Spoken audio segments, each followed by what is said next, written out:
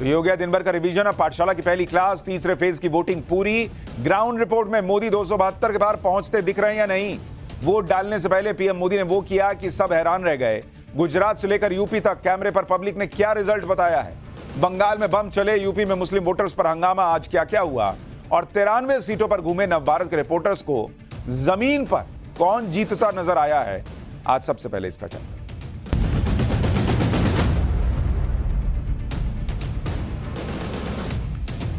लोकसभा चुनाव का तीसरा चरण भी आज खत्म हो गया। पहले के 2 चरण और आज की वोटिंग को मिलाकर 283 सीटों पर वोटिंग हो चुकी है और बहुमत के लिए आंकड़ा होता है 272, यानी 272 के आंकड़े से और 11 ज्यादा सीटों पर वोटिंग हो चुकी है, कंप्लीट हो चुकी है। 272 सीटें सरकार बनाने के लिए चाहिए और 283 सीटों पर वोट पड़ चुके हैं, यानी बहुमत लायक आंकड़ा इन 3 चरणों को मिलाकर ईवीएम में बंद हो चुका है। लेकिन फिलहाल तो नरेंद्र मोदी इस रेस के फेवरेट माने जा रहे हैं और उनका टारगेट सिर्फ 272 नहीं बल्कि 400 का है। ये 400 सीटें उन्हें क्यों चाहिए, यह भी आज पीएम ने क्लियर कट बता दिया और इसमें राम मंदिर की एंट्री कैसे हुई वो भी बताऊंगा। तीसरे चरण की वोटिंग को लेकर इस वक्त की जो बड़ी खबर आ रही है, पहले आपको वो बता देता हूं। तीसरे चरण के मतदान पर प्रधानमंत्री नरेंद्र मोदी का बयान आ गया है। उन्होंने कहा है कि सभी राज्यों में वोटर्स ने एनडीए पर भरोसा जताया है, लोगों ने हमारे विकास के एजेंडे पर भरोसा जताया है। और पीएम मोदी ने कहा कि बुरी तरह इंडी गठबंधन हार रहा है। पुरानी वोट बैंक पॉलिटिक्स की वजह से इंडी गठबंधन को हार मिल रही है।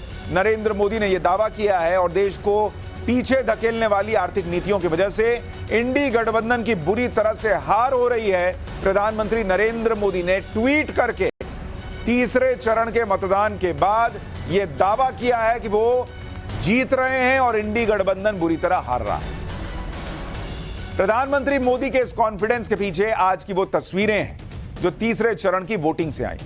इसके बारे में आगे बात करेंगे। पहले यह देखिए कि आज तीसरे चरण में वोटिंग हुई कहां कहां पर है। सबसे पहले यह देखिए कि गुजरात की सभी सीटों पर आज वोटिंग हो गई। कर्नाटक की बाकी बची जो 14 सीटें थी उन पर भी मतदान हो गया। यूपी में जाट लैंड के बाद इस चरण में यादव लैंड भी कवर हो गया।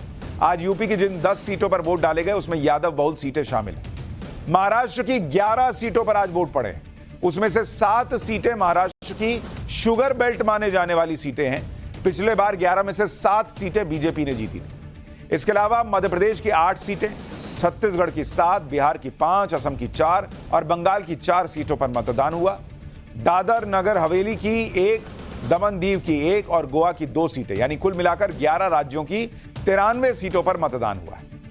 इस चरण के पूरा होने के साथ ही कर्नाटक, गुजरात, असम, गोवा और छत्तीसगढ़ में भी वोटिंग कंप्लीट हो चुकी है, यानी करीब आधे से ज्यादा चुनाव कंप्लीट हो गया। और बहुत लोगों को तनाव होगा कि चुनाव में क्या होगा, लेकिन प्रधानमंत्री नरेंद्र मोदी पूरी तरह से रिलैक्स्ड दिख रहे हैं। मैंने जब उनका इंटरव्यू किया तो भी वो बहुत रिलैक्स्ड और कॉन्फिडेंट दिख रहे थे और वही चीज आज भी नजर आई।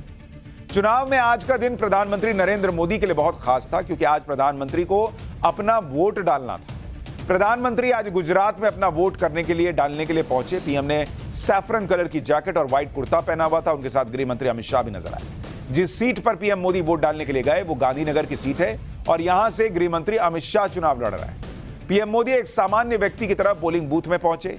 वोट डालने से पहले पोलिंग ऑफिसर को आईडी कार्ड दिखाया, फिर उनकी उंगली पर स्याही लगाई गई और वोट डालने के बाद पीएम मोदी ने पोलिंग बूथ से निकलकर उंगली में लगा स्याही का निशान दिखाया। वहां लोग पीएम मोदी को देखने के लिए, उनसे मिलने के लिए बड़ी संख्या में जुट गए थे। पोलिंग बूथ से कुछ दूरी पर उन्हें देखने वाले जो उनके फैंस खड़े थे, उनकी देखिए किस तरह से भीड़ थी नरेंद्र मोदी की एक झलक पाने के लिए। पीएम मोदी पैदल ही लोगों के बीच पहुंच गए और खुलकर लोगों से मिले, उनका अभिवादन किया, उन्हें ऑटोग्राफ भी दे रहे थे। जब भीड़ के बीच पहुंचे तो उन्होंने एक छोटे से बच्चे को भी अपनी गोद में उठाया और उसे खिलाते नजर आए। पीएम मोदी का यह अंदाज देख वहां मौजूद लोग और गदगद हो गए। वोट देने के बाद पीएम मोदी और अमित शाह काफी दूर तक इसी तरह पैदल चलिए। देखिए, क्योंकि वो गुजरात से हैं और देखिए किस तरह से लोगों से उनका कनेक्ट है और यही बात लोगों को उनसे जोड़ देती है। गुजरात में अपनी पुरानी यादों को ताजा भी उन्होंने किया क्योंकि यहीं से पीएम मोदी और अमित शाह ने अपनी राजनीति की शुरुआत की। आज ये दोनों दिग्गज एक साथ अहमदाबाद की सड़कों पर पैदल निकले तो लोगों को वो दौर भी याद आ गया जब नरेंद्र मोदी और अमित शाह की जोड़ी ने इन्हीं सड़कों पर एक कार्यकर्ता की तरह मेहनत की थी। आज पीएम मोदी वोटिंग के लिए गुजरात में थे। पीएम मोदी का परिवार गुजरात में एक साधारण परिवार की तरह रहता है। आज पोलिंग स्टेशन पर पीएम मोदी के बड़े भाई भी नजर आए। पीएम मोदी ने वोट डालने से पहले अपने बड़े भाई का पहले आशीर्वाद लिया, तब जनता का आशीर्वाद लेने के लिए गए। वोट डालने के बाद पीएम मोदी ने यह भी बताया कि वो कैसे एक दिन में कितने सारे राज्य कवर कर रहे हैं, कितनी रैलियां कर रहे हैं। यानी एक तरह से पीएम मोदी ने मैसेज दिया कि उनका 400 सीटों का टारगेट पक्का है और वो इसके लिए एक्स्ट्रा एफर्ट ले रहे हैं, ज्यादा प्रचार कर रहे हैं। एक बार प्रधानमंत्री मोदी को सुनिए, फिर आपको बताऊंगा कि तीसरे चरण में किसका पलड़ा ग्राउंड रिपोर्ट में भारी दिख रहा है। देशवासी ज्यादा से ज्यादा मतदान करें। आज तीसरे चरण का मतदान है। अभी और करीब करीब 3 सप्ताह चुनाव अभियान चलेगा। 4 मतदान के दौर आगे भी हैं। मेरा गुजरात में मतदान के नाते यही एक जगह है जहां मैं रेगुलर मतदान करता हूं और अमित भाई यहां से भारतीय जनता पार्टी के उम्मीदवार के रूप में चुनाव लड़ रहे हैं। मैं कल रात को ही आंध्र से आया हूं, अभी गुजरात में हूं। मध्य प्रदेश जाना है, महाराष्ट्र जाना है, फिर तेलंगाना जाना है। तीसरे चरण के दौरान 11 राज्यों में वोटिंग हुई। अलग अलग राज्यों में अलग अलग मुद्दों पर जनता ने मतदान किया। आपको पहले बिहार का हाल दिखाता हूं, जहां तीसरे चरण में 4 सीटों के लिए वोटिंग हुई। बिहार से एक ग्राउंड रिपोर्ट देखिए। मुद्दा तो जो काम करेगा उसको वोट करेंगे, वही है। हाँ, झंझारपुर निर्वाचन आयोग है, जिसका काम अच्छा रहा उसको वोट करेंगे। किए हैं हम लोग, जैसे कि ये एमपी का चुनाव है तो राष्ट्रीय मुद्दा ही प्राइमरी रहता है। लोकल मुद्दा तो विधायकी चुनाव में या फिर मुखिया इलेक्शन में रहता। तो वैसे हम लोग रामप्रीत मंडल जी से, जो अभी के सिटिंग एमपी हैं, उनसे बिल्कुल भी खुश नहीं है। मजबूरी बस मोदी जी के नाम पे ही वोटिंग हुआ है। हम लोग सारे युवा जो हैं इस बार संकल्पित हैं बदलाव के लिए, क्योंकि हमने पिछला 10 वर्षों का कार्यकाल देखा है। जिस विश्वास के साथ हम लोगों ने मोदी जी को चुना था, उस विश्वास पे वो खड़े नहीं उतरे हैं। जो मुद्दा था हमारा विकास से है, जो कि हमारे माननीय प्रधानमंत्री जी के द्वारा इतने विशिष्ट कार्य किए गए हैं। खास करके हमारे तरफ जो रोड से लेके इलेक्ट्रिसिटी तक, और खास करके जो गरीब तबके से जो लोग आते हैं, जिनको 5 लाख का जो आयुष्मान कार्ड। मोदी जी को किस तरह से देखते हैं? अच्छा देखते हैं हम लोग, उन्हीं के नाम पर तो वोट देते हैं। अभी जो वो कुंदन मंडल खड़ा है उसको हम लोग थोड़े वोट दें, हम तो मोदी को हम लोग वोट दिए। कैंडिडेट नहीं है, मोदी का चेहरा देखिए। मोरार की एकदम राइट। अच्छा, ये सेंटिमेंट कई जगहों पर सुनने को मिल रहा है कि कैंडिडेट कौन है इससे फर्क नहीं पड़ता, नरेंद्र मोदी के चेहरे पर वोट डाल रहे हैं। या लोग ये भी कह रहे हैं कि जो सांसद हैं उनसे नाराजगी है, लेकिन नरेंद्र मोदी को जिताना है इसलिए वोट डाल रहे हैं। कई लोग परिवर्तन की भी बात कर रहे हैं, लेकिन जो चीजें दिख रही हैं वो आपको ग्राउंड रिपोर्ट दिखा रहा हूं। ये बिहार में लोग क्या कह रहे हैं। इसी तरह आज मध्य प्रदेश की 8 सीटों पर वोट पड़ा है और एमपी में कैसे मतदान हुआ, जनता ने किन मुद्दों पर वोट डाला। भोपाल से आपको एक ग्राउंड रिपोर्ट दिखाता हूं, भोपाल में लोग क्या बोल रहे हैं। मतदान को लेकर लोगों का उत्साह देखते ही बन रहा है। राजधानी भोपाल में तो कम से कम वोटिंग प्रतिशत बेहतर है। अभी फिलहाल कई जगह पे कतारें लगी हुई हैं। जो देश की प्रगति करेगा वो उसको देना चाहिए वोट। नजर में प्रगति है नहीं, अभी 10 साल से ज्यादा हुई है। पहले से बहुत ज्यादा बदलाव हुआ है और एजुकेशन में स्पेशली हुआ है, लेकिन अभी और भी बहुत सारा बदलाव होना बाकी है। कि मोदी जी जब से आए काफी कुछ सुधार हुआ है और आगे भी उम्मीद करते हैं कि शायद और भी अच्छा सुधार होगा। डेवलपमेंट के मुद्दे हैं कि डेवलपमेंट अच्छा हो रहा है और आगे और अच्छा हो, बस यही चाहत रहेगी हमारी। तो यानी मध्य प्रदेश में भी कई लोग डेवलपमेंट को मुद्दा मानकर वोट करते दिखे हैं। कईयों को लग रहा है कि भाई डेवलपमेंट अच्छा हो रहा है, इसको कंटिन्यू रखना है, डेवलपमेंट को आगे बढ़ाना है। इस तरह की बातें लोग कैमरे पर कर रहे हैं। उसी तरह प्रधानमंत्री नरेंद्र मोदी का कॉन्फिडेंस भी है। उनकी बॉडी लैंग्वेज, उनका रिलैक्स मूड, ये सब बताता है कि चुनाव किस दिशा में जा रहा है। वैसे भी तीसरे चरण को लेकर बीजेपी पूरी तरह से कॉन्फिडेंट थी, क्योंकि जिन 93 सीटों पर आज वोटिंग हुई है उसमें पिछले चुनाव में बीजेपी ने एक तरह से क्लीन स्वीप जैसा ही किया था। आज जिन सीटों पर वोटिंग हुई उनमें आपको 2019 का रिजल्ट बताता हूं। इन 93 सीटों पर 2019 में क्या हुआ था। तीसरे चरण की जो 93 सीटें हैं, 93 सीट। और इसका 2019 का रिजल्ट देखिए, 2019 में क्या हुआ था। इसमें बीजेपी ने 72 सीट जीती थी, 72 सीट, और कांग्रेस को मात्र 4 सीट आई थी, 4 सीट जीती। यह हाल था। अगर आज के इंडिया अलायंस और एनडीए की तुलना की जाए तो 2019 में अगर आप देखिएगा कि एनडीए का क्या हाल था भाई, तो एनडीए को 2019 में 93 सीटों में से 75 सीट आई थी, 75, और जो आज का इंडिया अलायंस है उसको मात्र 8 सीट आई थी, और अदर्स जो हैं उनको 10 सीट गई। तो यानी ये वो फेज है, तीसरा चरण, जो बीजेपी के लिए मैसिव जीत दर्ज करना और वहां मैसिव बड़ी संख्या में सीटें हासिल करने वाला है। अच्छा, सिर्फ एक चुनाव की बात नहीं है। जिन 93 सीटों पर आज वोटिंग हुई है उसमें पिछले 3 चुनाव से बीजेपी ने अपनी ताकत लगातार बढ़ाई है, जबकि कांग्रेस का लगातार सफाया होता गया है। 2009 में बीजेपी के पास 93 में से 47 सीटें हुआ करती थी, जो कि 2014 में बढ़कर 67 हुई और 2019 में बढ़कर 72 पर पहुंच गए। जबकि कांग्रेस के पास इन 93 सीटों में से 2009 में 27 सीट होती थी, नरेंद्र मोदी का चेहरा आया तो घटकर 9 रह गई और 2019 में घटकर 4 हो।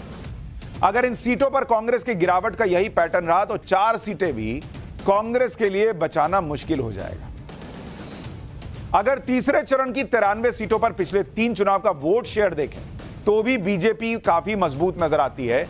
इन्हीं 93 सीटों पर अगर आप 93 सीट पर वोट शेयर दिखाऊं, वोट शेयर क्या कहता है भैया, उससे भी बहुत कुछ पता चलता है।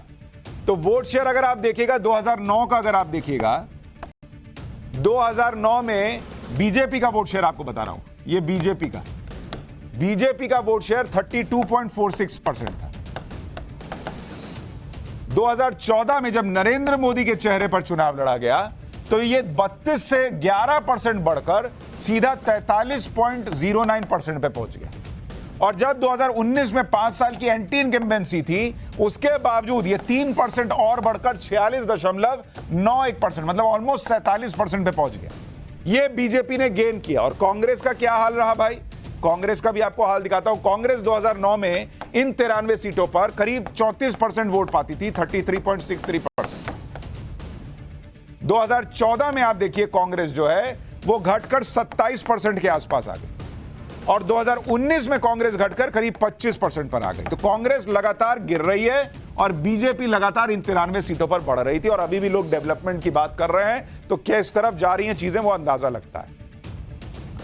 बीजेपी किस तरह से तीसरे चरण की सीटों पर मजबूत है उसका अंदाजा इसी बात से लगाइए कि ऐसी बहुत सीटें हैं जिन्हें 1 बार नहीं, 2 बार नहीं, 3 बार से बीजेपी जीत रही है। आपको आंकड़े बताता हूं। तीसरा चरण 93 सीटों का है, जिसमें लगातार 3 बार जो सीटें बीजेपी ने जीती हैं उनकी संख्या 42 है। ऐसी सीटें कांग्रेस के खाते में 1, सपा के खाते में 1 और एनसीपी के खाते में 2 रही। यानी 42 सीटें, 93 में से 42 सीटें बीजेपी 3 बार से जीत रही है। बीजेपी का सबसे बड़ा गढ़ तो गुजरात है। गुजरात की सभी 26 सीटों पर आज वोट पड़ गए। गुजरात में बीजेपी के लिए कोई चैलेंज ही नहीं है। वहां पर 1998 से बीजेपी की सरकार है। 2022 के विधानसभा चुनाव में गुजरात में बीजेपी ने इतनी सीटें जीत ली थी जो गुजरात के इतिहास में किसी पार्टी ने नहीं जीती। यानी गुजरात में एक तरफा मामला बताया जा रहा है। आज गुजरात में बड़े बड़े लोगों ने वोटिंग की। अमित शाह ने भी अपने परिवार के साथ वोट डाला। यूपी की राज्यपाल आनंदीबेन पटेल ने अहमदाबाद में वोटिंग की। क्रिकेटर रविंद्र जडेजा पहुंचे थे अपनी पत्नी के साथ वोट डालने के लिए। बीजेपी विधायक रेबाबा ने भी अपना वोट डाला।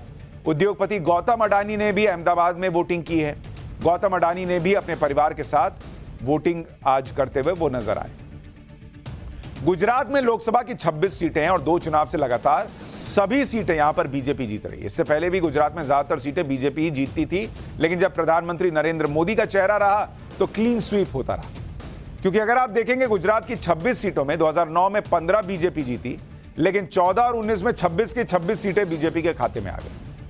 जब इस तरह से प्रधानमंत्री नरेंद्र मोदी की लहर हो तो विपक्षी भी घबरा जाते हैं कि बॉस कुछ सीटें मिलेंगी या कुछ भी नहीं मिलेगा। क्योंकि 2014 और 19 की लहर में विपक्ष का इतना बुरा हाल हो गया था कि विपक्ष के बड़े बड़े नेता अपना गढ़ नहीं बचा पाए। तीसरे चरण में भी विपक्ष के बड़े गढ़ दांव पर है।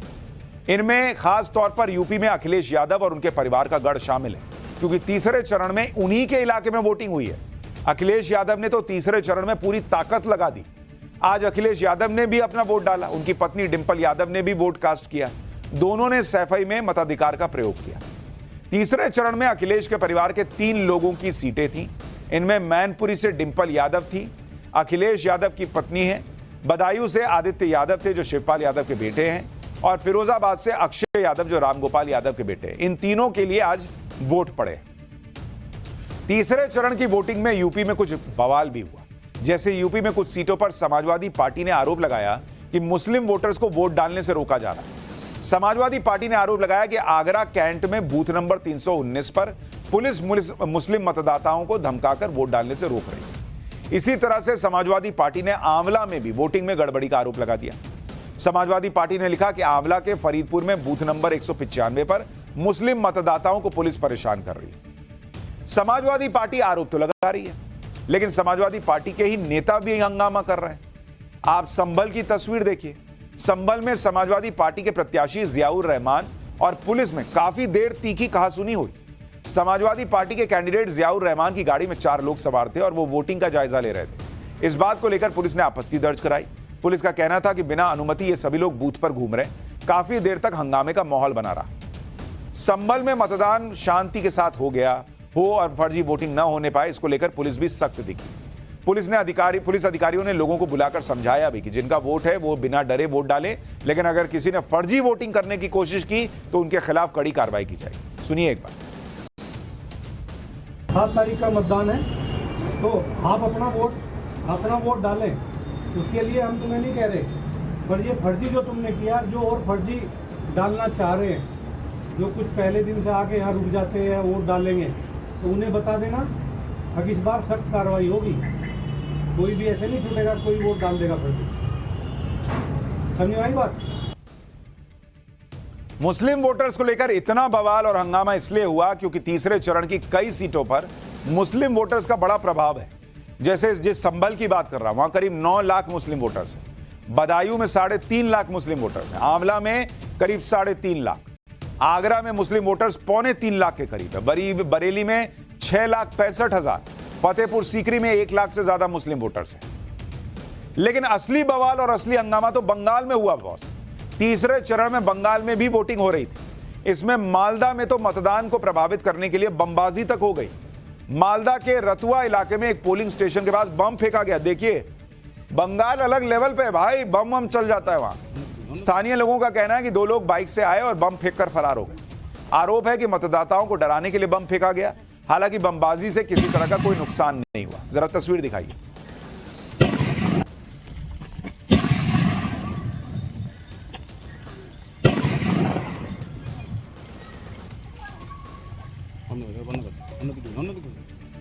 इसी तरह से बंगाल के मुर्शिदाबाद में भी वोटिंग के दौरान जमकर हंगामा हुआ। मुर्शिदाबाद में कांग्रेस ने टीएमसी पर बमबारी करने का आरोप लगाया। कांग्रेस का आरोप है, जो इंडिया अलायंस में टीएमसी के साथ, कांग्रेस का आरोप है कि मतदाताओं को डराने के लिए तृणमूल कांग्रेस समर्थित लोगों ने कांग्रेस के क्षेत्रीय अध्यक्ष के घर पर बमबारी की है। बंगाल के मुर्शिदाबाद में मतदान के दौरान कई बार बवाल देखने को मिला। मुर्शिदाबाद से चुनाव लड़ रहे सीपीएम प्रत्याशी मोहम्मद सलीम ने आरोप लगाया कि पोलिंग बूथ के अंदर टीएमसी के 3 एजेंट मौजूद थे। लेफ्ट कैंडिडेट मोहम्मद सलीम के पोलिंग एजेंट को मारपीट के बाहर निकाल दिया गया। इस दौरान वहां जमकर हंगामा हुआ। ये लोग गठबंधन में भाई, इंडिया अलायंस वाले एक दूसरे पर आरोप लगा रहे हैं। नियमों के अनुसार पोलिंग बूथ पर एक कैंडिडेट का एक ही एजेंट रह सकता है। लेफ्ट का आरोप है कि टीएमसी मतदान में धांधली कर रही है। मुर्शिदाबाद से ये रिपोर्ट फिर आपको दिखाता हूं, फिर आपको बताऊंगा कि कहां बीजेपी और टीएमसी के कार्यकर्ता भिड़ गए। मुर्शिदाबाद कॉन्स्टिट्यूएंसी का इस्लामपुर इलाका और पोलिंग स्टेशन 36, यहाँ पर जो लेफ्ट के कैंडिडेट है, सीपीएम कैंडिडेट मोहम्मद सलीम की ओर से आरोप लगाया गया कि उनके पार्टी के जो एजेंट को यहाँ से निकाल दिया गया था और तृणमूल कांग्रेस ने जो है यहाँ पर 3 डमी कैंडिडेट जो एजेंट है उनको रख दिया। यह आरोप लगाया जा रहा है कि उनके यही कैंडिडेट को या ये जो एजेंट है, पोलिंग एजेंट को इस पोलिंग स्टेशन से निकाल दिया गया जबरन। और अभी देखिए यहाँ पर बातचीत हो रही है। खुद मोहम्मद सलीम जो कैंडिडेट है यहाँ पर पहुंचे हैं। वो जो पोलिंग एजेंट है उनको यहाँ पर निकाला जा रहा है। देखिए खुद कैंडिडेट मोहम्मद सलीम उनको निकाल रहे हैं। दादा क्या यही वो तृणमूल के एजेंट हैं? काफी टेंशन है। देखिए आप पुलिस किस तरह से उस पोलिंग एजेंट को लेकर जा रही है यहाँ से। इन पर आरोप है कि इन्होंने सीपीएम के पोलिंग एजेंट का परिचय पत्र लेकर जो है वो यहाँ पर बैठे रहे, उनके पोलिंग एजेंट को यहाँ से निकाल दिया गया। यानी इंडी अलायंस वाले एक दूसरे के ही कपड़े फाड़ रहे हैं। उधर मुर्शिदाबाद में बीजेपी और टीएमसी के बीच भी जमकर बवाल हुआ। मुर्शिदाबाद से बीजेपी कैंडिडेट धनंजय घोष ने आरोप लगा दिया कि टीएमसी के बूथ प्रेसिडेंट मतदाताओं को धमका रहे हैं, जिसके बाद बीजेपी कैंडिडेट और टीएमसी बूथ प्रेसिडेंट के बीच जमकर कहासुनी हुई। बीजेपी का आरोप है कि टीएमसी के बूथ प्रेसिडेंट मतदाताओं का वीडियो बना रहे थे और बाकायदा धमका रहे थे। सुनिए बीजेपी कैंडिडेट के आरोप को, फिर बताता हूं कि बंगाल में किन सीटों पर मतदान हुआ और जनता क्या बोल रही है, किस मुद्दे पर बंगाल में वोटिंग हुई है, पब्लिक के बारे में भी बताऊंगा। भाजपा हम प्रत्याशी हूं, उसको टीएमसी ब्लॉक सभापति डायरेक्ट ठेठ कर रहा है बूथ एजेंट पोलिंग एजेंट का जगह में, जो वोट केंद्र हो उस जगह में। आप सोच सकते हैं एक प्रत्याशी को जैसे ऐसा व्यवहार कर सकता है तो जनगण का क्या कर सकते हैं। बंगाल में आज 4 सीटों पर वोटिंग हुई है। इन चारों सीटों में मालदा उत्तर शामिल है, जो 2019 में बीजेपी ने जीती, और मौजूदा सांसद खगेन मुर्मू इन्हें फिर से यहां पर टिकट दिया गया। इसमें मालदा दक्षिण है, यह कांग्रेस ने जीती थी 2019 में। बीजेपी की श्रीरूपा मित्रा चौधरी को 8000 वोट से हराया था। श्रीरूपा चौधरी को बीजेपी ने फिर से टिकट दिया। जंगीपुर शामिल है, जो 2019 में टीएमसी ने जीती थी, और मुर्शिदाबाद सीट है जो 2019 में टीएमसी ने जीती थी। यानी इन 4 सीटों में एक बीजेपी, एक कांग्रेस और 2 सीट टीएमसी के खाते में गई थी। इस बार मुर्शिदाबाद में जनता ने किन मुद्दों के आधार पर वोट डाला है, जनता क्या सोच रही है, कैमरे पर क्या बता रही है, देखिए ग्राउंड रिपोर्ट। हम लोग का मुख्यमंत्री है ममता बनर्जी, उसको देना पड़ेगा ना। जो हम लोग काम करने से करके कमाता है, पेंटर का कलर का काम करता है, ठीक है, तो अच्छा मैंने अभी 500 रुपये देता है, 600-700 होगा तो मेरा अच्छा लगेगा। वही तो इनकम बढ़ना चाहिए। हाँ, हम लोग इधर जैसा चल रहा है वैसा ही चल रहा है। उसने मैंने वो डाल के ही वोट दिया है। क्या का होना चाहिए, हम लोग ग्राम उन्नयन चाहिए और क्या चाहिए, वो हम लोग अच्छा रहेगा, यही सब चाहिए और कुछ नहीं। तो ग्राम उन्नयन में क्या क्या सोचते हैं कि सड़कें, पानी, जो व्यवस्था है वो सब होना चाहिए। सबको जो जरूरत है ना, सड़कें, पानी, सब कुछ जरूरत है। 7 विधानसभा, 7 विधानसभा मिलके एक लोकसभा होता है, तो दो एक विधानसभा में बीजेपी को लीड मिल सकती है, लेकिन और जो 6 विधानसभा है उसमें तृणमूल एंड लेफ्ट कंटेस्ट करेगी। यानी मोटे तौर पर मुर्शिदाबाद में तो लग रहा है कि तृणमूल का पलड़ा भारी हो सकता है। तीसरे चरण में कई हॉट सीट हैं और कई बड़े नाम हैं जिनकी सीटों पर आज मतदान हुआ है। इनमें गांधीनगर से केंद्रीय गृह मंत्री अमित शाह की सीट, पोरबंदर से स्वास्थ्य मंत्री मनसुख मांडविया की सीट, गुना से उड्डयन मंत्री ज्योतिरादित्य सिंधिया की सीट और रत्नागिरी सिंधुदुर्ग से एमएसएमई मंत्री नारायण राणे, आगरा से स्वास्थ्य राज्य मंत्री एसपी बघेल, उत्तर गोवा से पर्यटन राज्य मंत्री श्रीपद नाइक, धारवाड़ से संसदीय कार्य मंत्री प्रहलाद जोशी भी, उनकी किस्मत का फैसला आज ईवीएम में बंद हो गया। ये 7 केंद्रीय मंत्री तीसरे चरण में चुनाव मैदान में। इनके अलावा 4 पूर्व मुख्यमंत्री भी तीसरे चरण में चुनाव लड़ रहे हैं। इनमें मध्य प्रदेश के पूर्व सीएम शिवराज सिंह चौहान, जो विदिशा से चुनाव लड़ रहे हैं।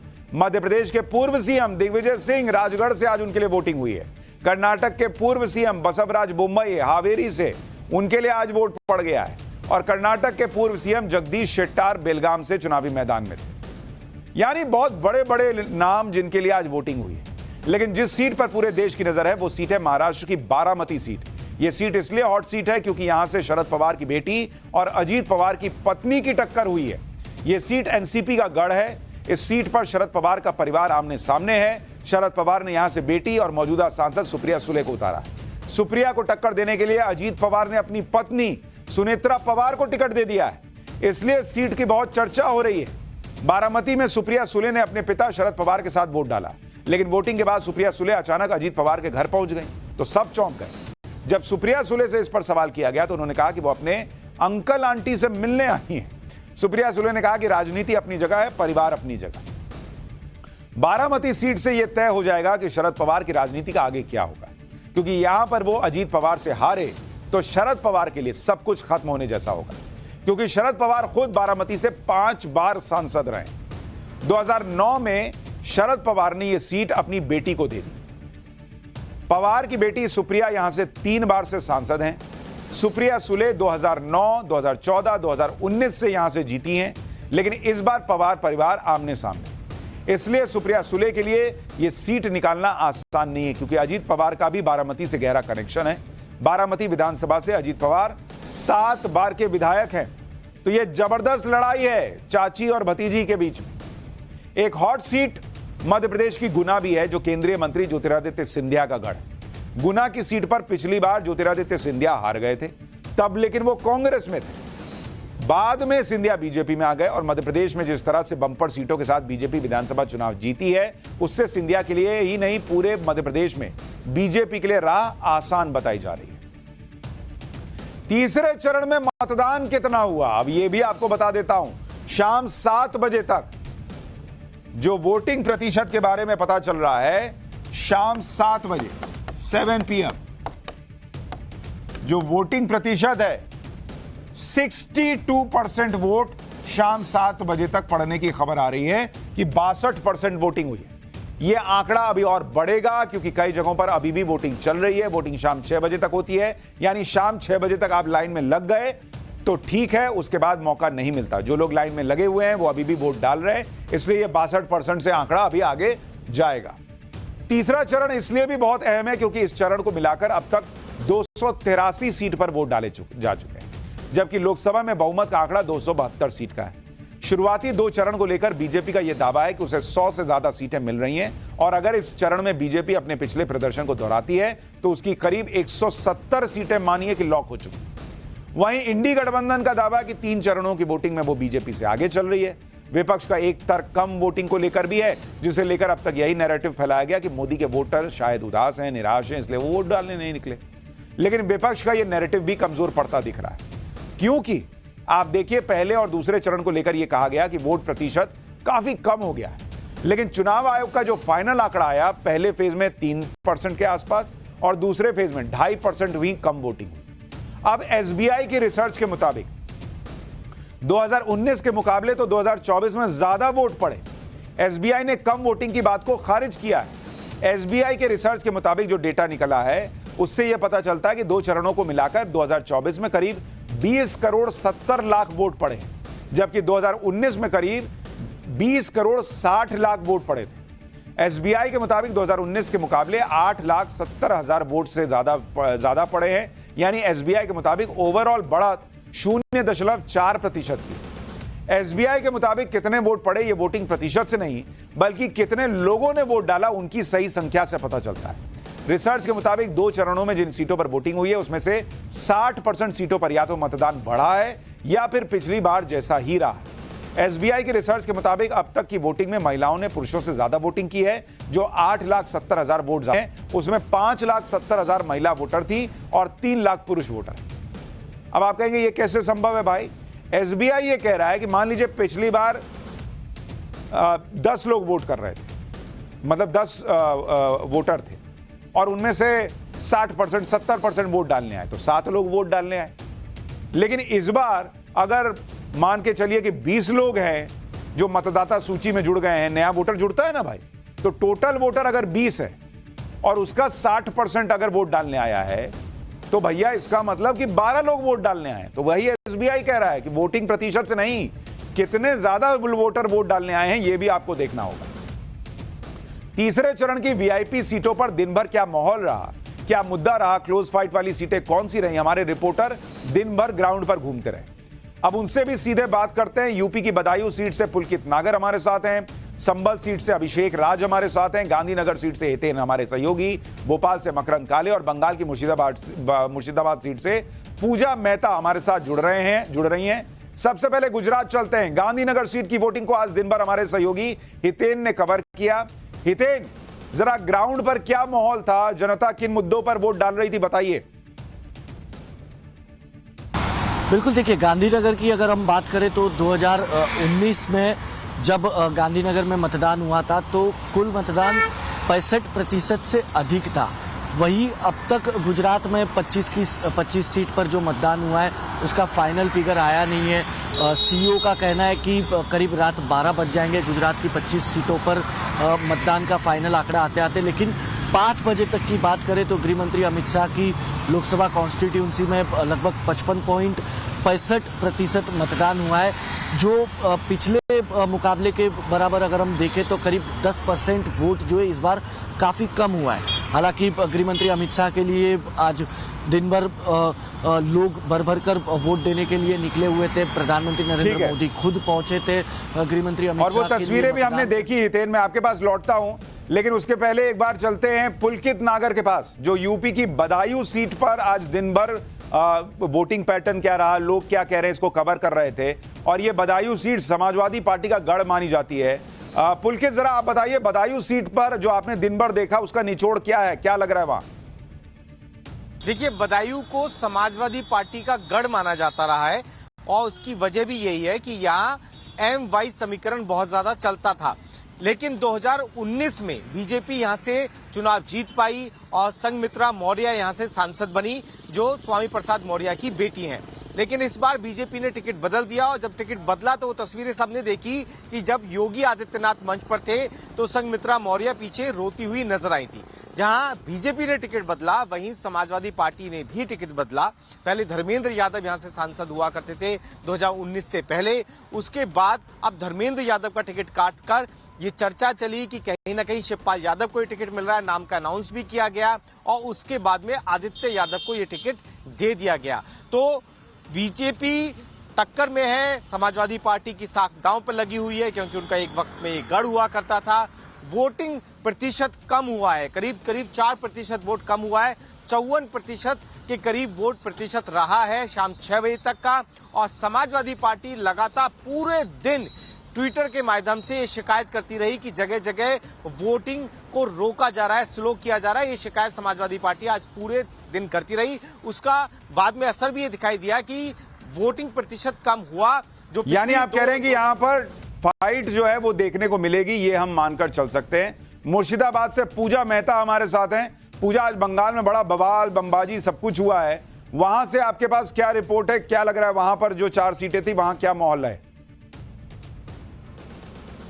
पश्चिम बंगाल की 4 सीटों पर आज तीसरे चरण में मतदान किया गया। आपको बता दें ये 4 सीटें हैं, जंगीपुर, मुर्शिदाबाद, मालदा उत्तर और मालदा दक्षिण।